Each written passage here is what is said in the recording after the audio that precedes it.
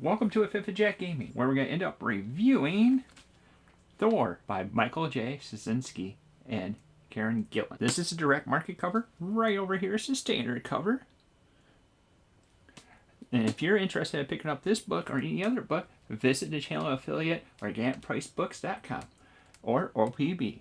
Use the code A Fifth of Jack to save $2 off. If you have 4 more books, use the code Jack It Together to be able to save 5% off your entire order. It helps the channel, it helps you, it helps OPB, it helps everyone all the way around. Without further ado, let's switch over to the camera to see how this is. So this is the front cover. Spine. Back. That's the dust cover. Again, this is the direct market cover. Flaps, just in case you're interested in what the flaps have or what they look like. Set that aside. Here's the book, Thor by Stracznski and Gillen. Nice old picture of Thor on the cover. What the spine looks like in the back. Now let's dive in and see how this ends up going. We'll start off with a nice little table of contents including everyone that's involved with the book.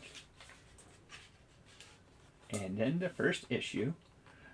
And then we'll continue on with a voiceover breaking down some of the events that comes over with her. So there may be spoilers along the way.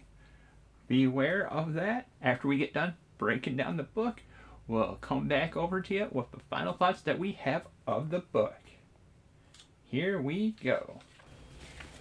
We start the story off from dealing with the fallout from Asgard falling down and Thor being stuck in the void, where we have Donald Blake talking over to Thor, trying to bring him back. Donald Blake is a character where you end up seeing where he ends up tapping a staff down on the ground and he ends up becoming Thor, switching the parallel universes to a different Thor, so when Thor's out, Blake's stuck into that little realm, and vice versa. But we ended up bringing him back, where he ends up coming over and building back Asgard over in Oklahoma. Funny thing that happens during that thing is that he ends up having to buy the land off the person that owns it, and he ends up offering for the person to get the treasure or gold out of the coffers of now Asgard, because Asgard legitimately goes right over there. And it's funny because there's a scene that ends up having a mailbox that has Asgard #1. It's also right there.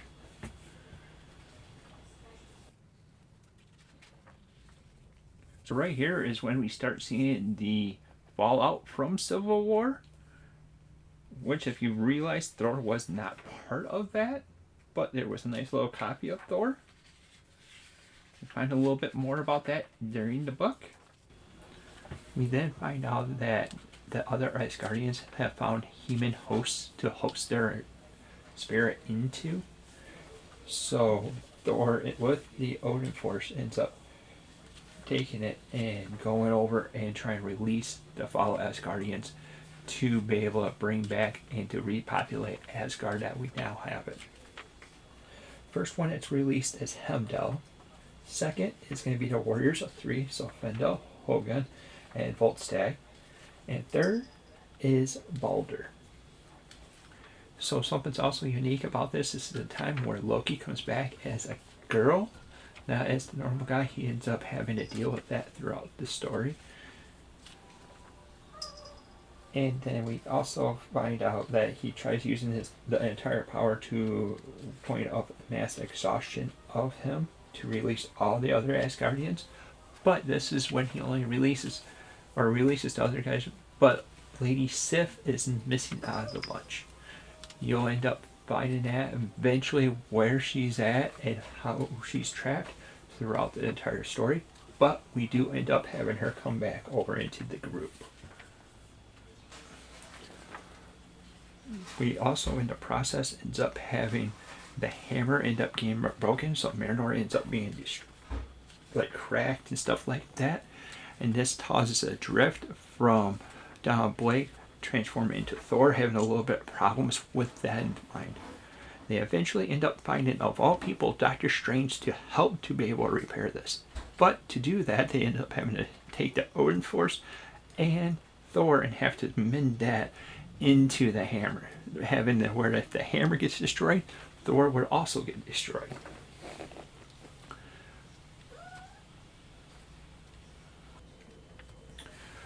And eventually we have the story where Thor ends up taking on an ancient Asgardian, and in the process ends up defeating him, but ends up getting banned or exiled from Asgard. And Baldur ends up taking over the entire Asgard as the leadership of that. And then we'll end up seeing a mixture of different stories that comes over with it. A nice little love story that we end up seeing. We get to see a mortal of Bill, who ends up being a chef from a restaurant, and end up falling in love with Kelda. This is going to play a love affair throughout the rest of the story that we're going to end up having, because it has a pretty big moment right when they end up going over to Latveria. That's right, they end up going over to the home of Mr. Dr. Doom. I believe this is around the area where Gillen actually ends up taking over from JMS, or John Michael Stracznski. This is where we find out that Dr. Doom is trying to figure out the immortality, or how the Asgardians end up getting their powers. They ended up making a deal, or Dr. Doom and Loki end up making a deal with one another to bring them over to Latveria. And in the process, we end up seeing Bill that ends up defending the Asgardians in the show. Well, in the book. There's a bunch of other stuff in there, but if you want to be knowing that, you're going to have to end up reading the book to be able to have the main gist of everything else. Next big story that they have is Siege. This is where Norman Osborn is in charge of S.H.I.E.L.D. That's right, they have the Green Goblin in charge of S.H.I.E.L.D. in there. And then they are attempting to take over Asgard. You end up seeing where Sentry actually ends up ripping apart Ares, and the alter ego of where Sentry's always worried about with the darkness gets free. Eventually Asgard does fall apart, and Thor ends up saving the day, but it came with the cost of everything starting back from scratch. Then we get back over to another story where Hela is in thread, and they actually have to go down there trying to help protect her and find a way to be able to solve that, because there's a deal between Loki and Mephisto that's in that one. And then there's the final story. I kind of didn't want to say anything about it, but at the end you'll also get a story that deals with Beta Ray Bill, and be able to see a different path that comes along with that. So we get to see the rise of Asgard, the fall of Asgard, and we also get to see Thor grow throughout the entire process of this book. The point where Gillen takes over is when Bill ends up passing away, and then the rest of it's going to be Gillen. So you have JMS and Gillen for a winning combination. Now we're coming into the extras of the book. There's a few little of them that's all throughout the book, but these are going to be the little extra covers that we have that's inside here. It's cool with the finished art, and then the sketch art right here.